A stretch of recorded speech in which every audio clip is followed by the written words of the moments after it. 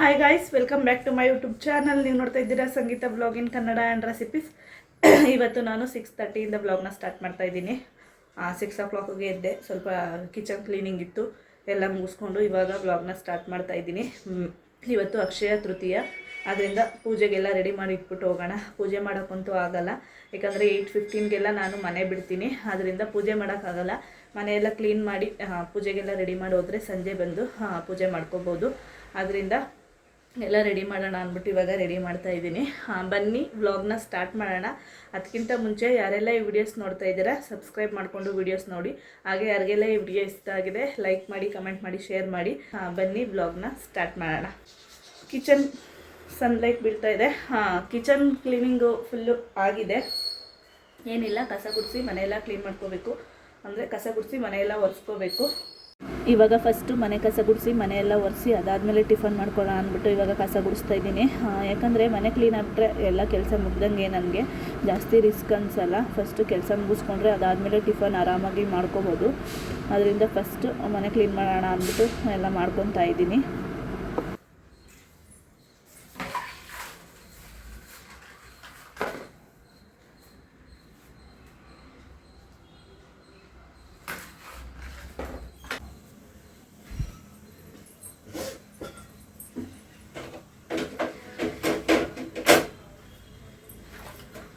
ಇವಾಗ ಹಸ್ಬೆಂಡ್ ಹಾಲು ತಂದು ಕೊಟ್ಟೋದ್ರು. ಸಿಹಿ ಪೊಂಗಲ್ ಮಾಡೋಣ ಅಂತ ಹಾಲು ತರಿಸ್ದೆ. ನೋಡೋಣ, ಟೈಮ್ ಇದ್ದರೆ ಮಾಡ್ತೀನಿ, ಇಲ್ಲಾಂದರೆ ಸಂಜೆ ಮಾಡ್ತೀನಿ. ಇವಾಗ ಹಾಲು ಕಾಯಕ್ಕೆ ಇಟ್ಟಿದ್ದೀನಿ. ಟೈಮ್ ಬಂದು 7 o'clock ಆಗಿದೆ. ಏನಪ್ಪ ಅಂದರೆ ಮಾಲ್ಟ್ನ ರೆಡಿ ಮಾಡಿ ಇಟ್ಟು ಹೋಗ್ತೀನಿ. ಯಾಕಂದರೆ ನಾನು ಡ್ಯೂಟಿಗೆ ಹೋಗೋಲ್ಲಂಟ ಮಾಲ್ಟು ತಣ್ಣಗೆ ಹಾಕಬೇಕು, ಬಿಸಿದು ಕುಡಿಯೋಕ್ಕಾಗಲ್ಲ. ಅದರಿಂದ ಯಾವ ಮಾಲ್ಟ್ ಕುಡಿತಾ ಇದ್ದೀನಿ ಅಂದರೆ ನಮ್ಮ ಅತ್ತೆ ಮಾಡಿಕೊಟ್ಟಿದ್ದಾರಲ್ಲ ಅದನ್ನೇ ಕುಡಿತಾ ಇದ್ದೀನಿ. ಪರವಾಗಿಲ್ಲ, ನನಗೆ ಯಾವುದೇ ಥರದ್ದು ಹೀಟ್ ಆಗಿಲ್ಲ.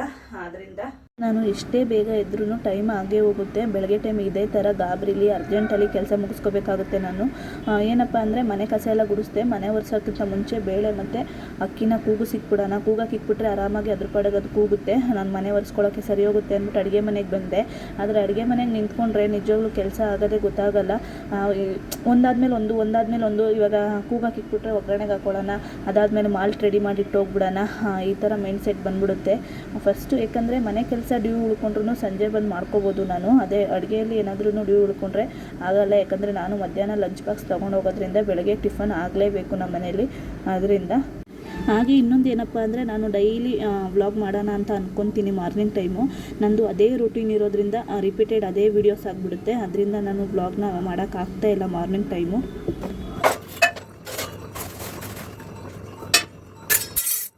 ಇವಾಗ ಬೇಳೆ ಎಲ್ಲ ಕೂಗಕ್ಕೆ ಇಟ್ಬಿಟ್ಟು ಇವಾಗ ಮನೆ ಒರೆಸ್ಕೊಳ್ಳೋಣ ಅಂದ್ಬಿಟ್ಟು ಬಂದೆ.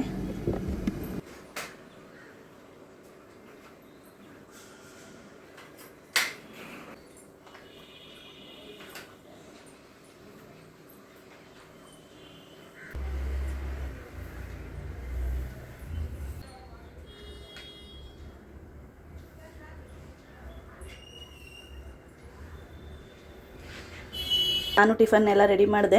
ಒಂದು ಕಡೆ ಸಿಹಿ ಪೊಂಗಲ್ ಆಗ್ತಾಯಿದೆ, ಇನ್ನೊಂದು ಕಡೆ ಖಾರ ಪೊಂಗಲ್ ರೆಡಿ ಆಗಿದೆ.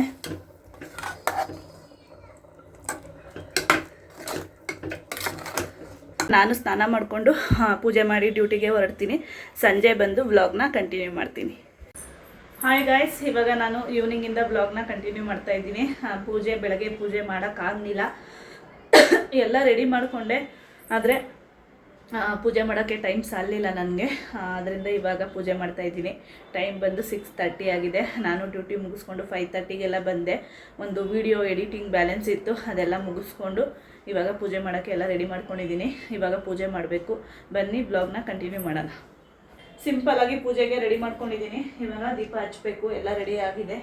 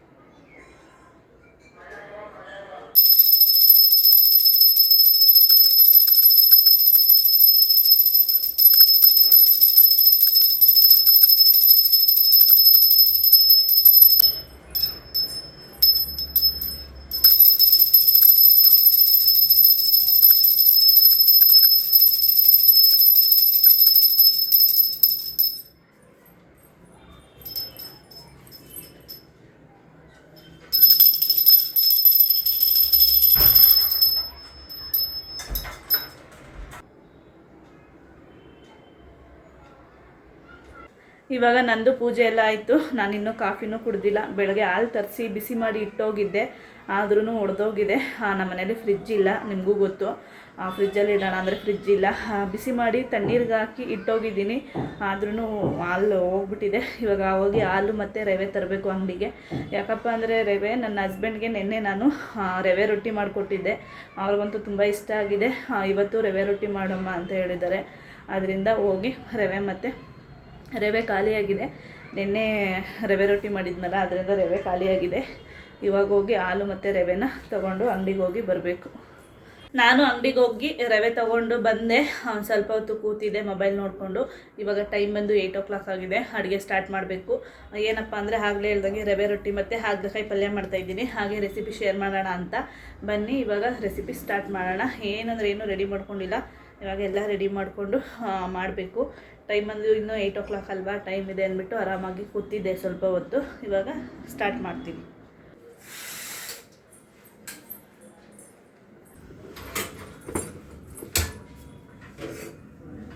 ಫಸ್ಟು ರೊಟ್ಟಿಗೆ ರವೆನ ಕಲಸಿ ಇಡ್ತೀನಿ, ಯಾಕಂದರೆ ಸ್ವಲ್ಪ ರವೆ ನೆಂದರೆ ಚೆನ್ನಾಗಿ ಬರುತ್ತೆ ರೊಟ್ಟಿ. ಅದರಿಂದ ಇವಾಗ 1 ಸ್ಪೂನಷ್ಟು ಉಪ್ಪು ಹಾಕ್ಕೊತಾ ಇದ್ದೀನಿ. ಇವಾಗ ರವೆ ಹಾಕ್ಕೊತಾ ಇದ್ದೀನಿ.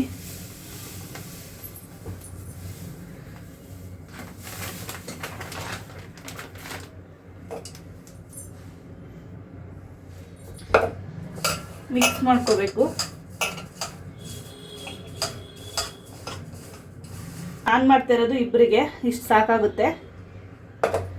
ಇವಾಗ 1 ಗ್ಲಾಸಷ್ಟು ನೀರನ್ನ ಹಾಕೊತೀನಿ.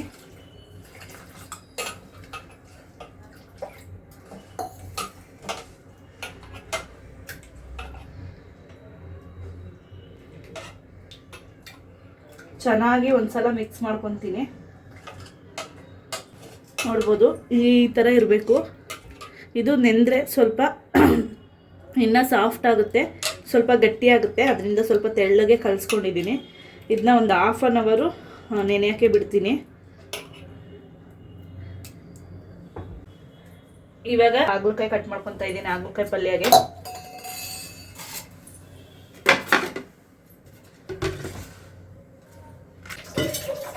ಇವಾಗ ಒಂದು ಪಾತ್ರೆಯಲ್ಲಿ ನೀರು ಇಟ್ಕೊಂಡಿದ್ದೀನಿ ಹಾಗಲಕಾಯಿ ಕಟ್ ಮಾಡ್ಕೊಂಡು ಹಾಕೊಳ್ಳೋಕ್ಕೆ. ಇವಾಗ ಹಾಗಲಕಾಯಿನ ಚಿಕ್ಕ ಚಿಕ್ಕದಾಗಿ ಕಟ್ ಮಾಡ್ಕೊತೀನಿ.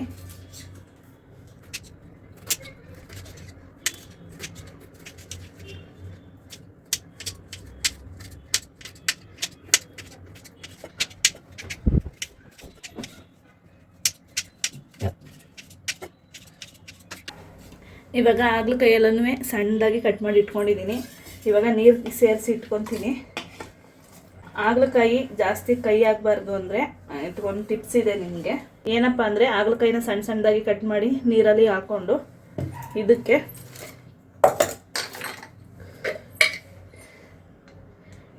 ಒಂದು 2 ಚಿಟಿಕೆಯಷ್ಟು ಅರಿಶಿನ ಹಾಕ್ಕೊಂಡ್ರೆ ಹಾಗಲಕಾಯಿ ಜಾಸ್ತಿ ಕೈ ಬರಲ್ಲ. ಕ್ಲೀನಾಗಿ ಮಿಕ್ಸ್ ಮಾಡ್ಕೋಬೇಕು. ನೀವು ಬೇಕು ಅಂದರೆ ಉಪ್ಪನ್ನು ಸೇರಿಸ್ಕೋಬೋದು. ಜಾಸ್ತಿ ಏನು ಕೈ ಬರಲ್ಲ. ಬೇಕು ಅಂದರೆ ನೀವು ಒಂದ್ಸತಿ ಇದು ಟಿಪ್ಸ್ ಫಾಲೋ ಮಾಡಿ ನೋಡಿ. ಇವಾಗ ಎಲ್ಲ ರೆಡಿ ಮಾಡಿ ಇಟ್ಟಿದ್ದೀನಿ. ಈರುಳ್ಳಿ, ಟೊಮೊಟೊ ಎಲ್ಲನೂ. ಇವಾಗ ಒಗ್ಗರಣೆಗೆ ಹಾಕ್ಕೊಂಡು ಪಲ್ಯನ ರೆಡಿ ಮಾಡ್ಕೋಬೇಕು. ಒಂದು ಪ್ಯಾನ್ ಇಟ್ಕೊಂಡು ಗ್ಯಾಸ್ನ ಆನ್ ಮಾಡಿ ಇಟ್ಕೊಂಡಿದ್ದೀನಿ. ಆಗಲೇ ಅರಿಶಿನ ಪುಡಿಲಿ ಹಾಗಲಕಾಯಿನ ನೆನೆಸಿಟ್ಕೊಂಡಿದ್ವಲ್ಲ, ಇದನ್ನ ಒಂದು 2 ಸತಿ ಕ್ಲೀನಾಗಿ ತೊಳಿಬೇಕು. ಇವಾಗ ಪ್ಯಾನ್ಗೆ 1 ಸ್ಪೂನಷ್ಟು ಎಣ್ಣೆ ಹಾಕ್ಕೊತೀನಿ. ಮೇಲೆ ತೊಳೆದು ಇಟ್ಕೊಂಡಿರುವಂಥ ಹಾಗಲಕಾಯಿನ ಹಾಕಿ ಫ್ರೈ ಮಾಡ್ಕೋಬೇಕು ಚೆನ್ನಾಗಿ.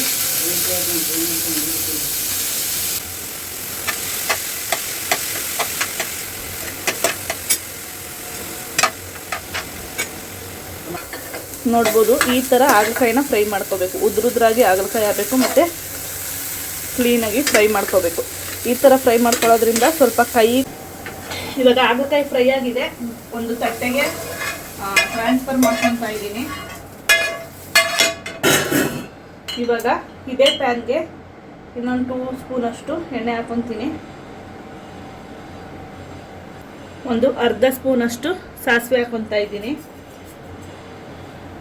ಒಂದು ಅರ್ಧ ಸ್ಪೂನಷ್ಟು ಜೀರಿಗೆ ಹಾಕ್ಕೊತಾ ಇದ್ದೀನಿ. ಇವಾಗ ಸಾಸಿವೆ ಜೀರಿಗೆ ಸ್ವಲ್ಪ ಫ್ರೈ ಆಗಬೇಕು. ಇವಾಗ ಕಟ್ ಮಾಡಿ ಇಟ್ಕೊಂಡಿರೋಂಥ 2 ಈರುಳ್ಳಿನ ಸೇರಿಸ್ಕೊತಾ ಇದ್ದೀನಿ.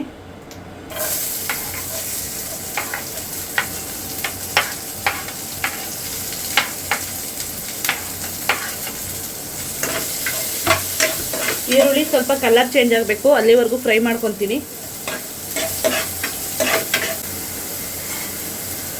ಒಂದು ಕಡೆ ಹುಣಸೆಹಣ್ಣ ನೆನೆಯೋದು ಮರ್ತ್ಬಿಟ್ಟಿದ್ದೆ, ಆದ್ದರಿಂದ ಬಿಸಿನೀರಲ್ಲಿ ಸ್ವಲ್ಪ ಕುದಿಸ್ಕೊಂಡ್ರೆ ಹುಣಸೆಹಣ್ಣು ಚೆನ್ನಾಗಿ ನೆನೆಯುತ್ತೆ. ಆದ್ದರಿಂದ ಒಂದು ಅರ್ಧ ನಿಂಬೆಹಣ್ಣು ಗಾತ್ರದ ಹುಣಸೆಹಣ್ಣ ಒಂದು ಸೈಡು ಕುದಿಸ್ಕೊತಾ ಇದ್ದೀನಿ, ಒಂದು ಚಿಕ್ಕ ಪಾತ್ರೆಗೆ ಹಾಕ್ಕೊಂಡು. ಇದಕ್ಕೆ 2 ಟೊಮೊಟೊನ ಮೀಡಿಯಮ್ ಸೈಜ್ ಟೊಮೊಟೊನ ಕಟ್ ಮಾಡಿ ಹಾಕ್ಕೊತಾ ಇದ್ದೀನಿ. ಕಂಪ್ಲೀಟ್ ಒಗ್ಗರಣೆಲೆ ಟೊಮೊಟೊ ಈರುಳ್ಳಿ ಚೆನ್ನಾಗಿ ಫ್ರೈ ಆಗಬೇಕು, ಅಲ್ಲೇ ಗಂಟ ಫ್ರೈ ಮಾಡ್ಕೊತೀನಿ. ಇವಾಗ ರುಚಿಗೆ ತಕ್ಕಷ್ಟು ಉಪ್ಪನ್ನ ಹಾಕ್ಕೊತಾ ಇದ್ದೀನಿ. ಇವಾಗ ಚೆನ್ನಾಗಿ ಇನ್ನೊಂದು ಸಲ ಮಿಕ್ಸ್ ಮಾಡ್ಕೊತೀನಿ. ಇನ್ನೊಂದು ಸೈಡು ರೊಟ್ಟಿಗೂ ರೆಡಿ ಮಾಡ್ಕೊತೀನಿ.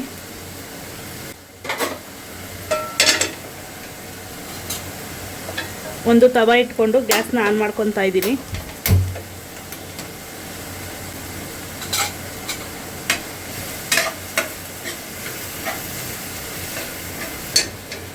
ಇವಾಗ ಒಂದು ಸೈಡ್ ತವ ಇಟ್ಟಿದ್ದೀನಿ. ತವ ಚೆನ್ನಾಗಿ ಕಾಯಬೇಕು. ರೊಟ್ಟಿನ ಬಳಿಯೋದ್ರಿಂದ ಸ್ವಲ್ಪ ಕೈ ಸುಟ್ಟೋಗುತ್ತೆ. ಅದರಿಂದ ನೀರು ಗಜ್ಜಕ್ಕೆ ಒಂದು ಚಿಕ್ಕ ಪಾತ್ರೆಯಲ್ಲಿ ತಣ್ಣೀರನ್ನ ಇಟ್ಕೊಂಡಿದ್ದೀನಿ.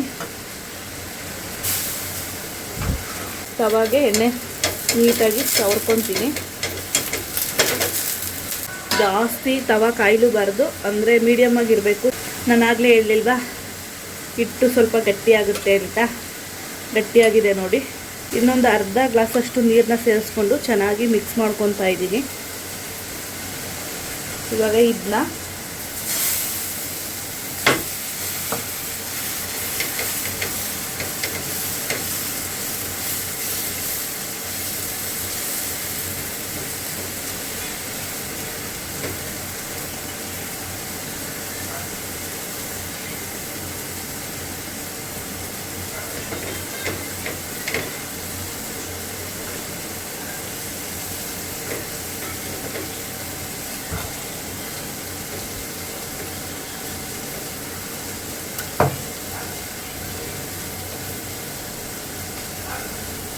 ಯಾವ ಸೈಡ್ ಮಂದ ಬಂದಿದೆಯೋ ಆ ಸೈಡು ತಣ್ಣೀರಿಗೆ ಕೈ ಹಚ್ಕೊಂಡು ಹಿಂಗೆ ಎಳ್ಕೊಂಡ್ರೆ ನೀಟಾಗಿ ಬರುತ್ತೆ.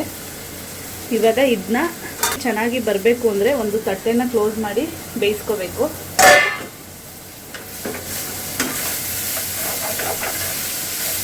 ಹುಣಸೆಹಣ್ಣು ಸ್ವಲ್ಪ ಕುದಿಸ್ಕೊಂಡಿದ್ದೀನಿ, ನೋಡ್ಬೋದು. ಇದನ್ನ ಇವಾಗ ಈರುಳ್ಳಿ ಟೊಮೊಟೊ ಚೆನ್ನಾಗಿ ಫ್ರೈ ಆಗಿದೆ, ಇದಕ್ಕೆ ಹಾಕ್ಕೊತಾ ಇದ್ದೀನಿ. ಸ್ವಲ್ಪ ಹಾಕ್ಕೊತೀನಿ. ಇನ್ನು ಮಿಕ್ಕಿದ್ದು ಲಾಸ್ಟಲ್ಲಿ ಸೇರಿಸ್ಕೊತೀನಿ.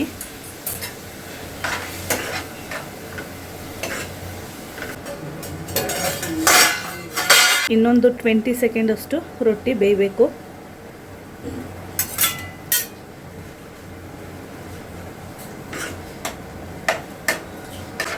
ಇವಾಗ ಈರುಳ್ಳಿ ಟೊಮೊಟೊ ಎಲ್ಲ ಚೆನ್ನಾಗಿ ಸ್ಮ್ಯಾಶ್ ಆಗಿದೆ, ಚೆನ್ನಾಗಿ ಬೆಂದಿದೆ, ನೋಡ್ಬೋದು. ಇವಾಗ ಒಂದು ಸೈಡ್ ರೊಟ್ಟಿನೂ ಚೆನ್ನಾಗಿ ಬೆಂದಿದೆ. ನಿಧಾನಕ್ಕೆ ಎತ್ಕೋಬೇಕು. ಫಸ್ಟ್ ಟೈಮ್ ಮಾಡೋರು ಸ್ವಲ್ಪ ಕೇರ್ಫುಲ್ಲಾಗಿ ಮಾಡ್ಕೊಳ್ಳಿ, ಹರಿದೋಗೋ ಚಾನ್ಸಸ್ ಇರುತ್ತೆ. ನೋಡ್ಬೋದು ಎಷ್ಟು ಚೆನ್ನಾಗಿ ಬರ್ತಾಯಿದೆ ರೊಟ್ಟಿ ಅಂತ. ಇದೇ ಮೆಥಡಲ್ಲಿ ನೀವು ಅಕ್ಕಿ ರೊಟ್ಟಿನೂ ಮಾಡ್ಕೋಬೋದು. ನಮ್ಮ ಮನೆಯವ್ರಿಗೆ ರವೆ ರೊಟ್ಟಿ ಫೇವ್ರೆಟ್, ಅದರಿಂದ ನಾನು ರವೆ ರೊಟ್ಟಿನೇ ಜಾಸ್ತಿ ಮಾಡ್ತೀನಿ. ನೋಡಿದ್ರಲ್ಲ ಎಷ್ಟು ಚೆನ್ನಾಗಿ ಬಂದಿದೆ ಅಂತ. ಆಗಲೇ ಹುರಿದಿಟ್ಕೊಂಡಿದ್ವಲ್ಲ ಆ ಹಾಗಲಕಾಯಿನ ಸೇರಿಸ್ಕೊತೀನಿ. ಚೆನ್ನಾಗಿ ಮಿಕ್ಸ್ ಮಾಡ್ಕೊತೀನಿ ಒಂದ್ಸಲ. ಇವಾಗ ಹಾಗಲಕಾಯಿ ಚೆನ್ನಾಗಿ ಕುಕ್ ಆಗಲಿ. ಇನ್ನೊಂದು ಸೈಡ್ ಇನ್ನೊಂದು ರೊಟ್ಟಿ ಹಾಕ್ಕೊತೀನಿ. ಪ್ರತಿ ಸಲ ರೊಟ್ಟಿ ಹಾಕಬೇಕಾದ್ರೆ ರವೆನ ಮಿಕ್ಸ್ ಮಾಡ್ಕೋಬೇಕು ನೀಟಾಗಿ.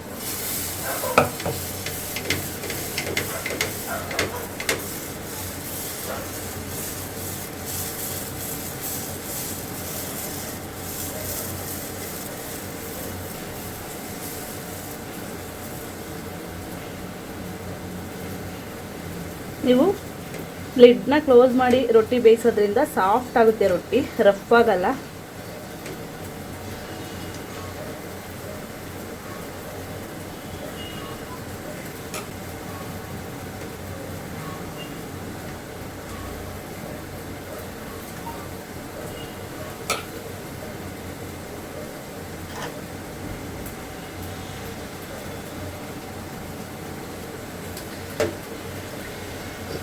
ಇವಾಗ ಇನ್ನೊಂದು ರೊಟ್ಟಿ ಹಾಕ್ಕೊಂಡಿದ್ದೀನಿ.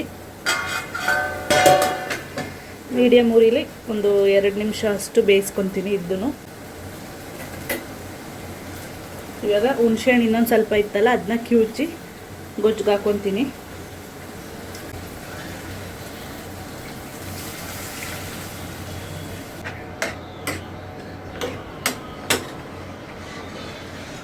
ರವೆ ಒಂದಿದ್ರೆ ಸಾಕು, ಆರಾಮಾಗಿ ರೊಟ್ಟಿ ಮಾಡ್ಕೋಬೋದು. ಇವಾಗ ಪಲ್ಯಗೆ ಲಾಸ್ಟ್ ಸಾಂಬಾರು ಪೌಡರ್, ನಮ್ಮ ಮನೇಲಿ ಯಾವ ಸಾಂಬಾರು ಪೌಡರ್ ಯೂಸ್ ಮಾಡ್ತೀವೋ ಆ ಸಾಂಬಾರು ಪೌಡರ್ನ ಹಾಕ್ಕೊಂಡು ಚೆನ್ನಾಗಿ ಹಾಗಲಕಾಯಿ ಬೇಯೋ ಗಂಟ ಬೇಯಿಸ್ಕೊಂಡ್ರೆ ಹಾಗಲಕಾಯಿ ಪಲ್ಯ ಸೂಪರಾಗಿ ರೆಡಿ ಆಗುತ್ತೆ. ಲಾಸ್ಟಲ್ಲಿ ಸ್ವಲ್ಪ ಕೊತ್ತಂಬರಿ ಸೇರಿಸ್ಕೊಂಡ್ರೆ ಸಾಕು.